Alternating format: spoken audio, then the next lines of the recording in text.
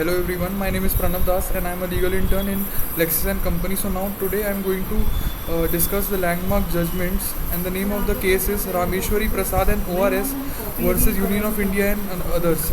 It is a 2006 judgment. So now I am going to talk about an overview which I am going to give about this case. So this case involved a challenge to the constitutional validity of the Bihar Special Courts Act of 2009. The petitioner argued that the act was unconstitutional as it violated the fundamental rights of the accused person. The case was heard in the Supreme Court of India, in which the petitioners contended that the act that was enacted with the intention of undermining the independence of the judiciary.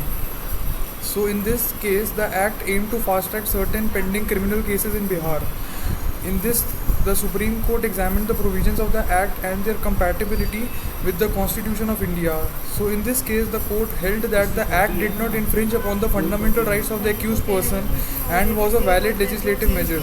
The court recognized the importance of expeditious disposal of cases, but emphasized the need of fairness and due processes. So in this case, the expeditious process is the basically fast track trials, so that the judgment pendency is less in the legal system of India.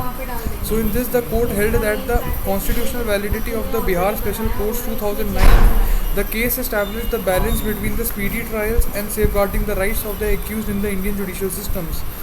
The court reiterated the importance of upholding the principles of national justice and fair trial in the application of special court procedures. The case has significance in the context of ensuring an efficient and fair administration with justice while upholding the constitutional rights.